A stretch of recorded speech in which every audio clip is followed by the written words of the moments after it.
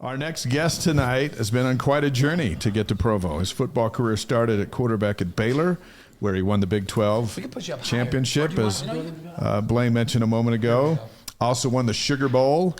Then it was on to South Florida, and now Gerry Bohanon's come to BYU with 1 year of eligibility remaining, and it is our pleasure to welcome Gerry to the Wise Guys. Thank you guys for having me. I'm excited to be here. Did you find it okay? It's the secret location. It's awfully dark, but for did you all find of it our all protection, right? we keep it quiet. It was nice. I kind of enjoyed the view coming up. Yeah, it's really pretty up here. It's some very nice houses in the hills and everything. So Yes, it was nice. yes. And the mountains right there too. So Yep, and you notice it's a custom built studio just for this show. I like that. I like that. And the show we were mentioning to Diljit. Like tonight, we've got folks in with us from all over the world, from Panama. From the Philippines, from Japan, from all over, all over the United States. But each week we have a global audience that comes in on this live stream. It goes out on YouTube and Facebook and Twitch, and then it re-airs as a podcast starting tomorrow. But it's been really fun. So you got BYU fans from all over the world tuned in to hear what you had to say tonight. Pretty cool. Les says, Gerry, welcome to Provo and to BYU. Looking forward to your successes. Kent, good luck at BYU, Gerry. And let's first start with Gerry, because a lot of times Gerry is spelled G-A-R-Y. How many times have you had to correct a teacher in your life that says, no, it's G-E-R-R-Y, and is that straight from your dad? No, it is. I'm a junior. Yeah. Not only teachers, but everyone every single day. I'm everybody. Like every time I meet somebody new, is it Gerry or Gary? And most people just say Gerry. Yeah. And I'm like, I apologize, but it's actually Gary. So you've been called Gerry a few times, especially as a junior. You got to represent. Yeah, exactly. You represent your dad's name, right? I agree. Take pride in that name. You've been here about a month now. What are your impressions of Provo outside of the beauty of the mountains, which you already talked about? Okay, that can't ignore that. Yeah. That's different. That's beautiful. I love that. But the people here, yeah, that's one of the things that stood out when I came on my visit. Everybody here was so nice and welcoming. It felt like home for me. And for me, I feel like I can always be my best self. Whether that's on the field or off the field, around people that I feel like support me and have my back and just make me feel comfortable. So for me, that was like the number one thing that stood out. I'm still trying to get a feel for everything, get a feel for everybody. Yeah. But everybody I've met, like I can be walking somewhere or something, walk across the parking lot, everybody's like, hey, how you doing? Like, I'm like, okay, I like this. Like everybody's just nice and very welcoming and greeting. So it's like you're in Earl, Arkansas. It is. You grew up in Earl, Arkansas, I grew up in Earl, Arkansas. Small town, right? Very small, yes, sir. So, and Provo's not so small with the tech boom that's going on, but it feels like a small town. It feels like a small town. It feels like a small town. I think that's what it is. Like, of course, like similar to Waco. Like Waco was a small town, but it's big. But like where I'm from, the population is 3,000. Like very, very small. But I get a similar feel. Like it's more to do here, of course, but I get a similar feel. So we know that your dad's name is Gerry. Now we know that. Tell us a little bit about your family and growing up in Arkansas. Growing up in Arkansas, I was a kid that was always outside. I have two older sisters and a younger brother. My little brother is a character. But it was us. My parents did a good job raising us. I just grew up, really, my parents, like, growing up in a small town, sports is the big thing. Mm-hmm. Like, everybody go to every game, basketball, football, track meet. Everybody just do everything with sports. And for me, I just grew up outside. Like, anytime I could be outside, I was outside. So I used to get in trouble quite a bit for being outside too long, playing basketball or football. Yeah. Mom would be telling me to get in before the street lights, but didn't always happen that way. But growing up in a small town, I would say a lot of people always like to make negative comments about it, but I wouldn't want it to be any other way. Like, of course, I like the city and everything, but growing up in a small town, it made me cherish a lot of people that were around me. Like, I talk to so many people from back home still to this day. I mean, they support me.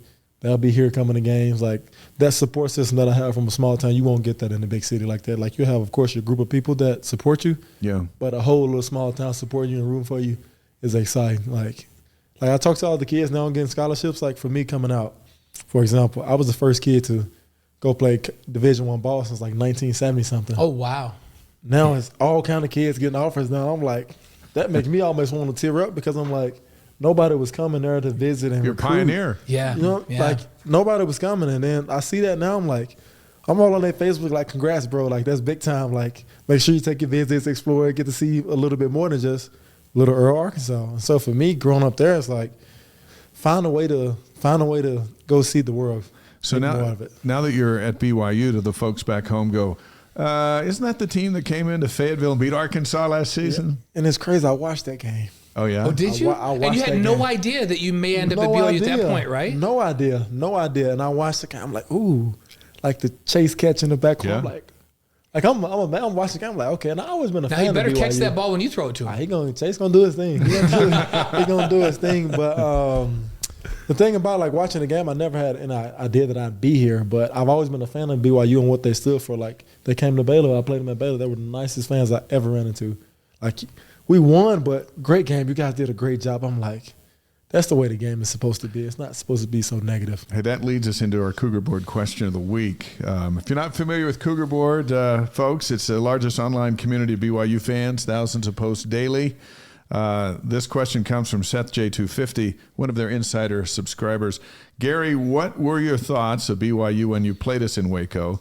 Did it influence your transfer to BYU? My thoughts playing us now. Well, us. Yeah. I kind of didn't know what I was going to get because watching the film, you saw a lot of big physical guys, a well-coached team, a team that played together and had each other's back, and them coming in there, you got that every single play. Like you felt it. Like the guys were physical. I remember one hit I was like, okay, they're ready to play today. It was exciting though. Like it was fun. Like everybody was out there. They were positive. You get hit, they help you up. Like it was a very physical game, but the game was kind of different because it was like you play a lot of teams like the trash talking, down talking, like say little stuff. But that wasn't the case with BYU, and I was like, I have a lot of respect for those guys. Like regardless of the outcome of the game, I respect that program, that coach, and that team, and every player on that team for what they stand for and the way they play this game. So you got guys like Ben Bywater are trying to hit you as hard as he can. Exactly. Now your new friend. And Ben's coming back now. Ben's coming back, A lot of people thought he would go to the NFL. Was a leading tackler for 2 years, sat out with an injury last year, and he's back. Yeah. So you got a chance to play. You have a unique experience in that you played against BYU with two different. I don't know that anybody's ever had I don't think it's ever happened. To have somebody that's now in the program that actually played against BYU with two different institutions, because you played against them at Baylor and also at South Florida. Yeah. Anything stick out about the program from those experiences that had an influence on you coming? They love the game. Like they have a respect for the game. And a lot of guys, you playing the game for so long, you meet a lot of people that just play it for what comes with it. But that's never the case here. For me, playing them twice, they were always ready to play, always physical, always going to let you know they hear they're ready to play. Like the USF game got delayed like an hour and a half, 2 hours. It's the weather. They came out first play, 80-yard Puka, 80 yards to the house. Yeah. Like when you saw Puka going down there untouched for 80 yards, you're thinking to yourself, that guy's going to be a star for the Rams someday. Oh, we knew that. Not the Rams, but you knew. Like even playing them at Baylor, you like these guys' ball skills insane. It's crazy, isn't it? Like even in the no matter who's around.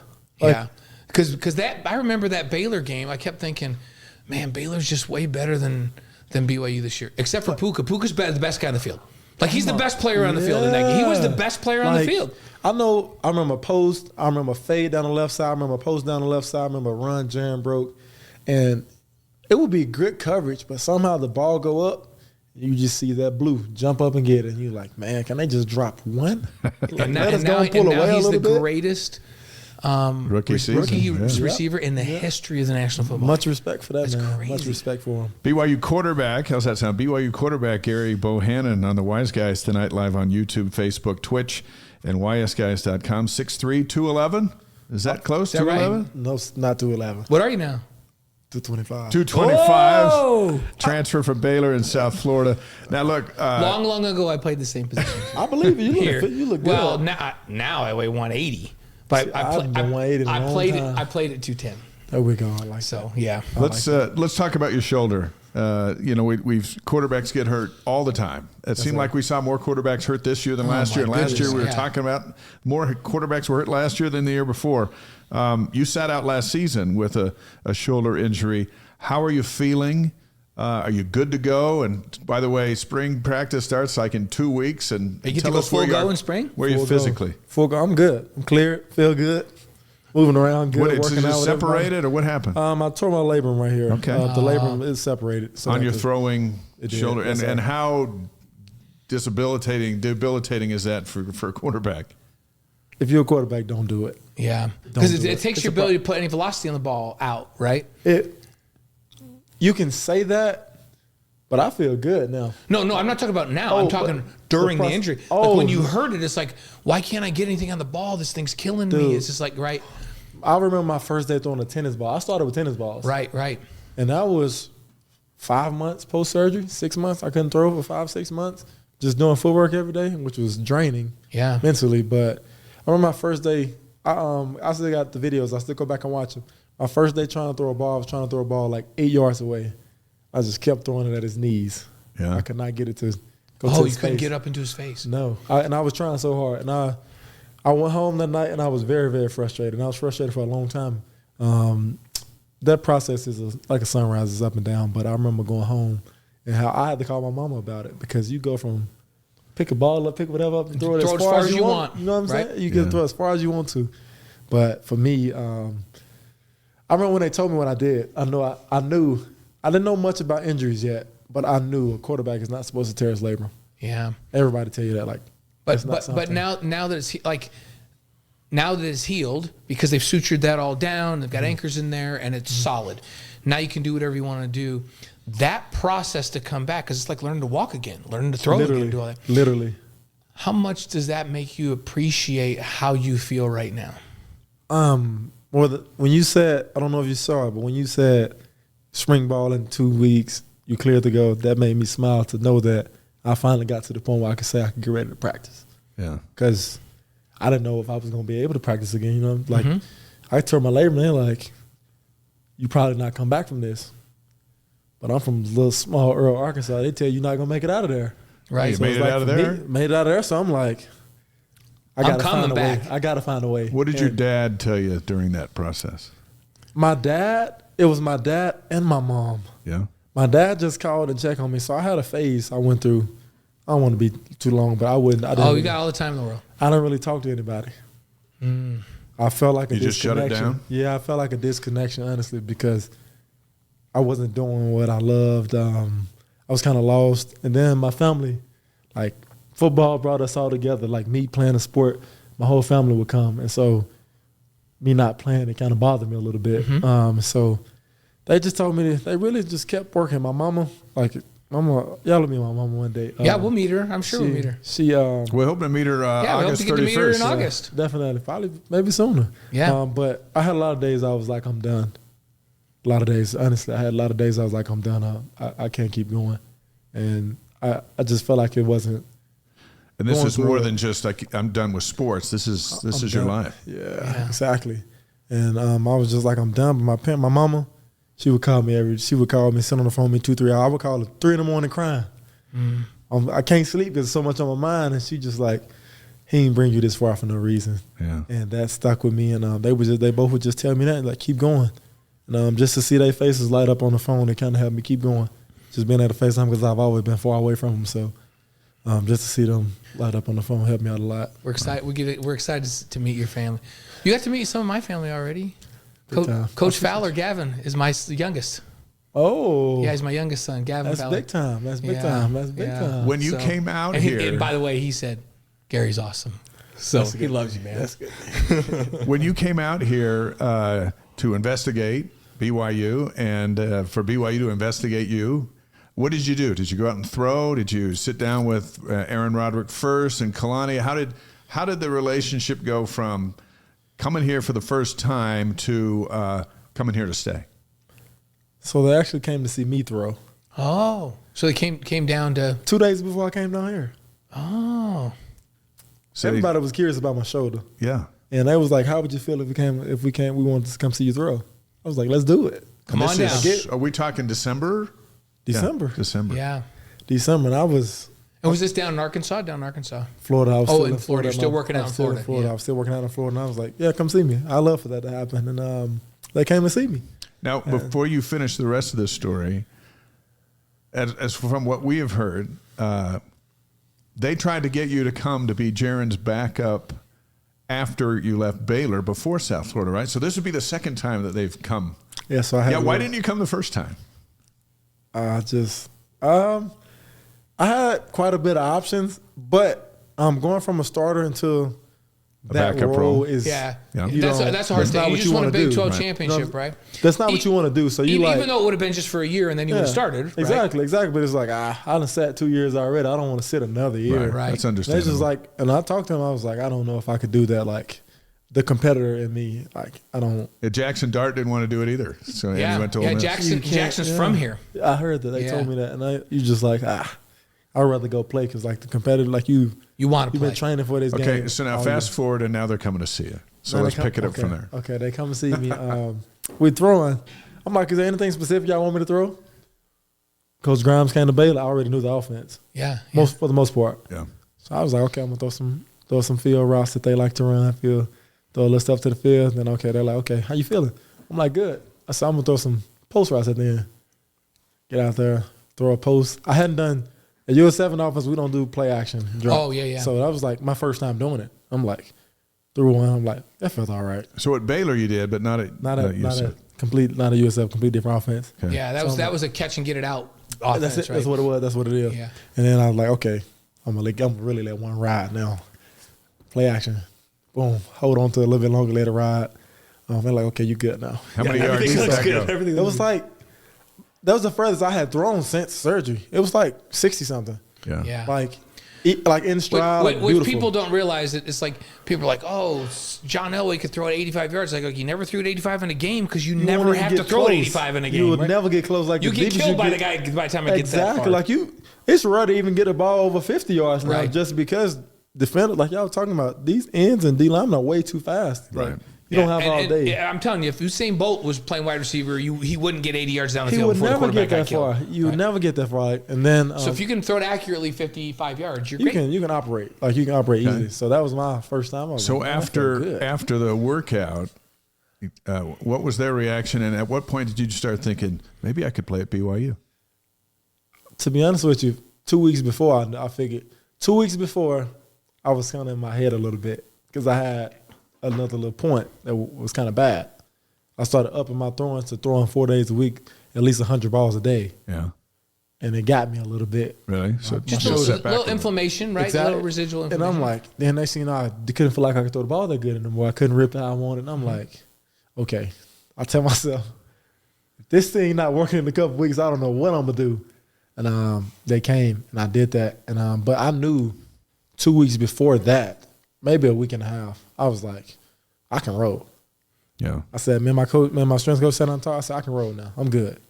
And they didn't say, come be the starter. Did they say, and you didn't ask to be the starter? How did that conversation go? It started off with, you look good. You look healed, healthy.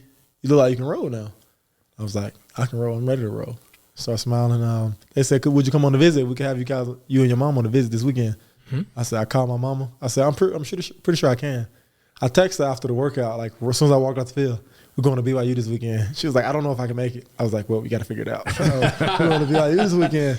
I was like, I had been talking to them earlier that week, and I was like, I don't know if I want to go And here's yet. the I thing, don't know. Gary knew if he could get his mom on campus that they would really want him because they would fall in love with her, right? Yeah, everybody love mama. Yes. Everybody love mama. But I was like, we got to go, mama. But the whole week, I'm like contemplating, should I go? Yeah. I was thinking because everybody know the recruiting process is kind of weird. It's kind of exhausting. But something was telling me to go. Something just said go. And last time, I didn't go. And I was like, okay, I'm going on a visit this time. Came on a visit and fell in love with everything about it. Everything about it. What'd your mom think?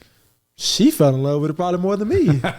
Like, That seems to happen. Jamal Yeah. Williams' mom is the reason It's Jamal came That's here. why Jamal was here. Because his mom's like, you're like, and he had a little struggle. She goes, no, you're going back there. yeah. So the thing was, my mom was a very family-oriented person. She was like, this feels like home. Like, she's literally, we in there at 12 o'clock at night singing karaoke. Yes. Coach Kalani and everybody else. Like, that's a real thing. I'm like, wow. And I'm like, I'm tired. I start walking out. My mom was like, what you doing? Where you going? I'm like, Mom, we need to get into bed. I'm tired. She's like, I'm not really ready to go yet. I'm like, she's like, but fine. Okay, let's go. But it was, every coach, like, it was, like I just felt like it's an honor to be here. Like, this program means so much to Provo. And for me to be able to wear this on my chest, I take pride in it. And seeing it and coming on a visit, I was like, okay, that's where I want to be at. That's the place for me. That's home. It feels like home. That's where I want to go and compete. And you mentioned just a minute ago that with Jeff Grimes running the offense when you were at Baylor, you have a sense of this offense that Aaron Roderick runs. How comfortable do you feel in what Aaron wants to run? Very comfortable. I go in there and watch it every single day. I'm ready for spring ball at this point. Just to get out there and rep it and let him coach me a little bit. Everybody get out there, get to coaching me. Get out there with the guys, compete and everything. Practice is always fun. How much does the fact that they got back-to-back NFL draft picks at that position impact you? I mean, it's something to think about. Yeah? It may impact me, but it's something to think about for sure. It's something that actually stands out. I actually talked to Zach a little bit today. Did you? Yeah, it was good talking to him for a quick second. But it's something to think about. We're going to start a free Zach campaign, get him out of well, he's going to be away from the Jets. He's got to get to maybe to L.A. Steve Young wants him over to L.A. Steve wants him in L.A. That'll be big time. He'll be fine wherever he goes. Yeah. Like, BYU quarterback Gerry Bohanon's on the Wise Guys tonight. As the starting quarterback at Baylor in 2022, led the Bears to a Sugar Bowl victory against Ole Miss. Big 12. You go in the locker room and go, guys, I already have a Big 12 championship. Let's go get another one. I know how to get one. To be honest with you, I never said anything like that. Yeah. And you won't hear me say that. I got it, but that's in the past. It's good to have, but I can't live off the hype of that. Yeah. I'm at a new place, a new goal, and it's a different journey to get there. So tell them it can be done for sure. Yeah. We just got to make sure we earn the right every single day to even be in the position to be there. So that's my preaching. We got to win the day. Like we got to win this. We got to win this workout right now. That'll come. Like that'll come. If we take care of everything else, that'll come. But you can't force that. You can't make that just happen. That does not happen overnight. It's something that takes time. You have to do the dirty work and put in the work for that to come. And nobody understands that better than you, is what you had to do to get back just throwing the football. Exactly.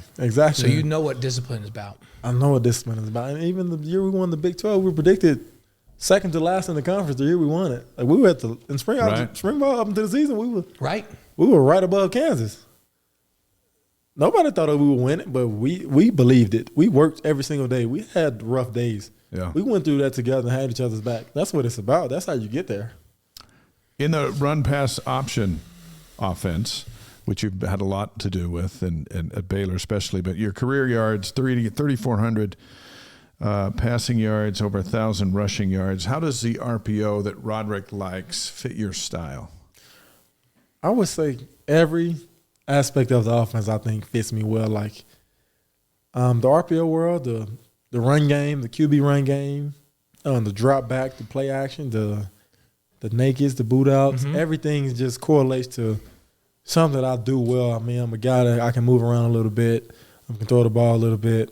So I would say it just seems right. Like I've done it before. Like it's literally very similar to what I did. Yeah. Like very, very similar. So I would say that I did that pretty efficient in 1 year. I had 1 year to learn it.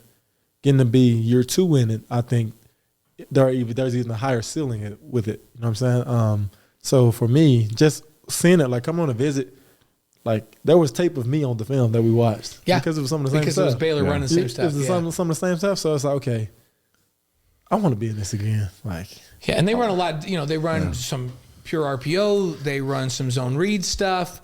Like you mentioned, a lot of play action. They move you around. The pocket. But Aaron Roderick has always said, for this offense to be at its peak, the quarterback has to be mobile and be able to move around. Has to be. And does that excite you? It does. I mean, knowing him from even like I started watching the offense when Zach was here. That's when I first started watching. I was like, I remember him coming out, and I was like, who is this kid? So maybe start watching. I'm a football junkie. I love football. So I would just go sit up and turn games on like all day, just watch different games. So now, like you get in the system, you just like even when I was at Baylor, I would go back and watch 2021 BYU. Like now, I'm still back in 2021 BYU, 2022 BYU, 2023 BYU. Like you just get to see it. And it's like I can see myself operating in this really well. It's great. Coming out of high school, you choose Baylor. Well, you have offers from Georgia, Alabama, Louisville, Arkansas, LSU, Auburn.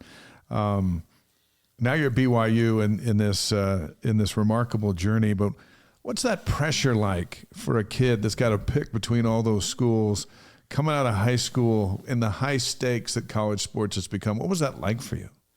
For me, I don't know if I felt pressured. I felt a little bit of pressure. Nick Saban wasn't putting any heat on you? They were, but I'm from a small town. It was like a logo is a logo. Yeah. I wasn't the guy that's chasing the logo. Like some guys like, oh, I just want to go here. I want to go here. I want to go where I feel home. Like I want to go to a place that I feel comfortable, like a place that's for me.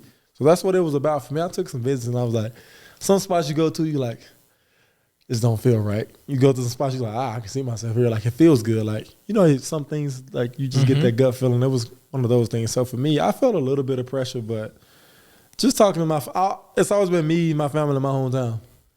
So the outside stuff, the outside pressure or whatever it is, it's not really a thing to me. Like it doesn't really bother me. Like, I don't think about it. It's weird. Do you ever do the what ifs? And now you're at BYU, which was not on the list coming out of high school, and think about your life and how you got here, and you scratch your head and go, how did all this happen? Of course, it's always the what ifs. Like, what if I would have just went here? Yeah. What if I went and did this? What if I did this? But you can't control that. Like, God has a plan for everybody's life. You may not know you won't know the journey you're going on, but now that you look back on it, you appreciate the journey you went on. Right. And nothing's perfect.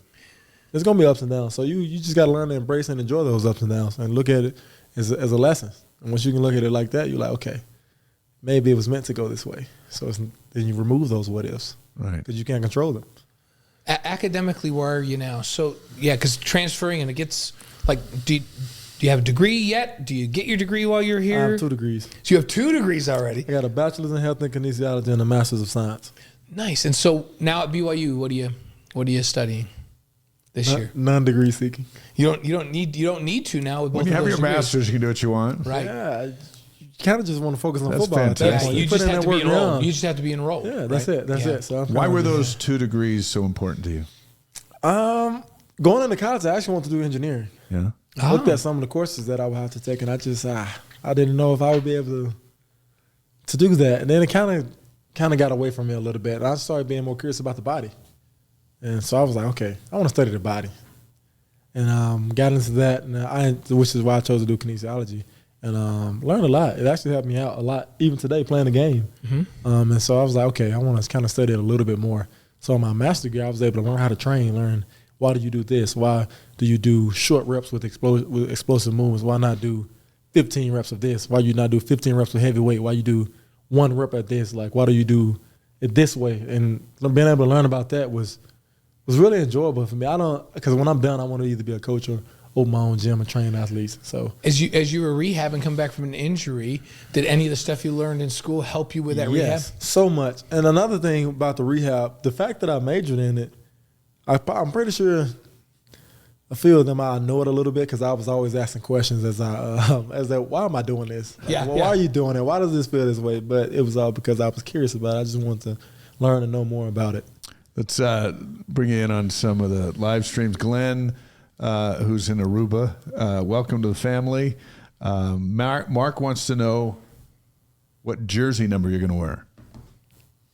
Have you decided that? Don't know yet. We find out in 2 weeks. Yeah, but wait, maybe not in 2 weeks. It might be the fall. We shall see. It'll be a surprise. Okay, surprise. all right. It's been number 11. Both places. Yeah, yeah. That's okay. the plan, though. Neil, that was the plan. Neil's in Arizona. Happy to meet Gerry. Looking forward to seeing him on the football field. Weston, if we're in Wyoming. Okay, now I'm really looking forward to seeing the Cougs play in Wyoming. Gerry is really impressive. Thank you. I appreciate that. Hopefully, all you guys are doing well in there. Good stuff. Hey, spring practice, we just mentioned we gave the dates out for all the kind of the highlights of spring ball. Quarterback battle. And what's your goal for spring ball as you head in? What do you want to accomplish? I want to get better and get comfortable in the offense and just get back used to getting the reps of practice and competing. And for me, it's just I want to go compete. Like everybody, you always say QB battle and battle at this, battle at that. Every day is a competition, everything we do in life. You guys are competing with somebody else that's throwing interviews, right? Mm-hmm. Everything you do in life is competition. Doctors compete with other doctors to be a better doctor than that doctor. Right. Life is a competition. And so for me, it's just about finding ways to get better for myself. Like, you can't really worry about anything outside. You guys are not worried about anybody else. You guys are just doing your own thing because you enjoy it. So for me, it's like getting out there and having fun with it and just – I get the opportunity to play again. I didn't know if I'd play again. for me, that's my focus. Like, find ways to get better and improve your game. How do you feel about that receiving group? Oh, that's a special group. Yeah. A really special group, and I see something special coming in the fall. And Keanu moving to tight end, is that going to work out all right? It's going to work out more than all right. Let's put it like that. That's going to work out more than all right. That's going to be really special. Yeah, they've done that a couple of times, and those guys ended up being really good at that position. Exactly. They know what they're doing. They say that. They know what they're doing. They know what they're doing. So the schedule was released last week. Mm-hmm. Was there a game on there that you circled in particular? Maybe. Maybe a return to Waco or taking BYU up to Utah? What? Every game for me last year, set out a year. Yeah. Every game circle. I can honestly say every game circle.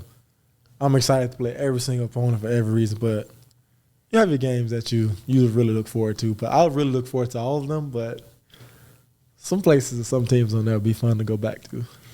It's good stuff. Hey, NIL has become a big part of college football and a part of the recruiting process. The Royal Blue Collective does a bunch here with BYU and NIL.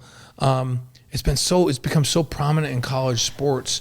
Your thoughts on NIL and BYU, the way they do things, and they do it a little differently here at BYU than they do in other places. What's your take on that? NIL in general, I would say it is probably one of the main things I'm thankful for, just as an athlete, because people don't understand. If you're not in it, people don't understand what we go through every day, what we get up and take our bodies to every single day. Football, you train year-round for. Yeah. You don't have time to work. You come here, you get a free scholarship. You earned that. People will say it's never earned, but we trained every single day from probably some people 5 years old to literally get a scholarship. Yeah. Like, you earned that right. And so for me, I think it's a way to appreciate your value for what you do, how you produce. So for me, I'm a big fan of it because your value, the amount of money you make is literally based off your performance, and are you marketable? You perform and everybody are fans of you, and this program is winning and everybody likes this program and love the way you play. You're marketable. You can make money because you put that work in. Nobody sees what you do outside of you go to team workouts, but a lot of guys put in extra work, up late nights watching film all the time. Yeah. Working out late, waking up 5 a.m. just to work out. Other people, like a lot of people, don't have to do that. So you're literally I feel like you're getting what you're doing. Like, you're getting the work that you put in, you're getting paid for it. So the Royal Blue Collective is very supportive. Good for you? Very, very supportive. They do things different here, but I actually like the way they do things. And they sit down with you and talk to you about how everything works and everything, but it's supportive of the team. I'm really a big fan of it. Yeah, and we've talked to Kalani. Kalani has this vision for the program where NIL supports the players. I wish they had it when I was playing, or even when my boys were playing, right? But because it absolutely is earned, as you mentioned. But Kalani's like, we want to do more than just get people dollars. We want to give them a network of people that for the rest of their lives they're tied into, and they have an opportunity to have a network of people that they can work with and make money and have a career and do all that when football's all done. And I don't know that other places really talk much about that. That's not a thing. That is the number one thing here that stood out the most, besides the money.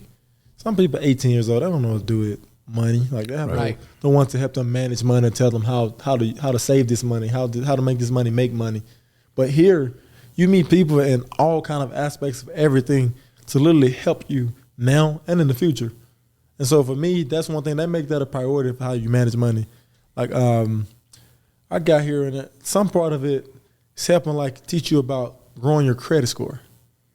You don't learn about that even in school. Right. You don't really learn about that. To have that in your back pocket, like, that is, like, as a freshman, you come into college and, like, they literally help you get a credit card and teach you how to do things this way. You should leave college with a very well foundation and also some money in your pocket. So I would say the way they do things here is the way that everybody should be doing it, because some people come from certain backgrounds where you don't learn about, like, you don't have financial advice. You don't learn about financial stability. Like, that's not a thing. And so it's like a lot of people come from private, you might not have anything. And so I would say that's one thing that I really do admire about this place, and I love that that's a priority here. This has been a fantastic and fascinating interview. We're happy so glad to have you in here with here. us. Yeah, it's great. It's great to have you hanging out with us. Blaine's going to hit you up with 5 here questions. Comes the 5 questions. You probably got a sneak preview because Coach Taylor had to do that. Coach, you heard Diljit, but so how about Coach Taylor? She's something special. She's special. Now, I'm sitting here listening to you guys interview. I'm like, I got to research her a little bit. Oh yeah, she's seems one of like the an awesome elite person. coaches of any sport anywhere. But I can tell. yeah, You'll find perennially a top 5 program in the country every year, you'll find and all, a national championship a couple years ago. all over this athletic Daddy. department. You're going to find coaches that are wildly successful and good people. Yeah. She's one of them. But I think as you get more familiar with that building over there, the SAB, and everyone that's coming and going, every sport has got a leader that, like the softball coach got 800 wins. You know, they're starting up this week in Hawaii. And you just go down the line, and she's part of this unique group that's part of this unique time where BYU is so competitive in just about everything. And so I think that'll be fun for you. It will be. Yeah. It will be. I'm excited. I'm excited about it. All right, Blaine. Okay, here we go. Your favorite sports movie. You already heard this one, but your favorite sports movie. Y'all already said Training Day. That's a big time. Training Day? Yeah, Training Day. Yeah. Training day. All right. Training day. I like that one. It's your favorite singer or band? My favorite singer. Or it could be a band, or it could be any artist. Okay, a lot of people don't know who this is, but there's a guy named Kim, K-E-M. K-E-M? K-E-M. I gotta look up Kim. He has a different voice. He but just I goes love- with Kim. Just Kim. He's been making music for a long time, but he's one of my guys. My mom always listens to him. It's like a song. Oh, I'm gonna have to find Kim. Is it like country? Is it like what? It's not what is country. Kim? It's really kind of an R&B type. Okay. Yeah. I like last night.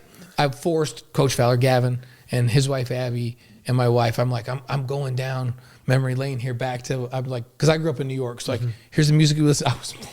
I was playing the Gap Band and Rick James, all these old school ones, and they knew them all. They knew all those songs. I was surprised. That's big time. Yeah. That's big time. So, okay, favorite breakfast cereal. Cinnamon Toast Crunch, but I don't eat breakfast.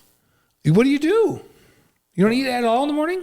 I'm not a morning, not at all. It's got nothing to do with a 225 that you told us earlier. I can Is hold- that I your hold playing it. weight? Is that what you want? I typically 225? 225. Yes, Okay. sir. All Very right. good. So no, but Cinnamon Toast Crunch Cinnamon if you had Toast to. Crunch. I eat them at night and throughout the day. Earlier, So that's a good cereal. Earlier this week, Travis and Jason Kelsey on their podcast announced their top 5 cereals. Oh, they did. Yeah, and Reese's Puffs was both their number one. Oh my gosh. That's my two.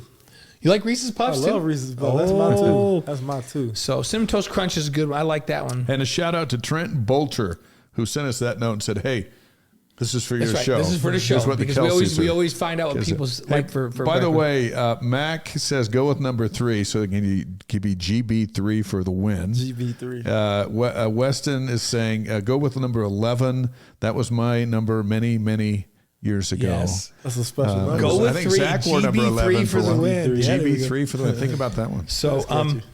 so your mom's Juanita, right? Yes, sir. So your favorite meal that your mom cooks? Favorite meal. My mom can cook. I'm going to go fried chicken, cabbage, cornbread, candy yams, and some mac and cheese. Was this Thanksgiving or this this is just Sunday night? Now my that's mom, my mom see me, she like, what do you want? Like, let me know whatever you want to eat. And she cooking. And so That's it, huh? candied yams You lost me at the and- cabbage, but and mac everything and else sounds pretty cheese good. is a lot of carbs. that's why I'm 225. That's why I'm 225. love it. Thanks, Mom. I love it. That's awesome. So favorite piece of advice that your dad ever gave you, that Gerry ever gave you?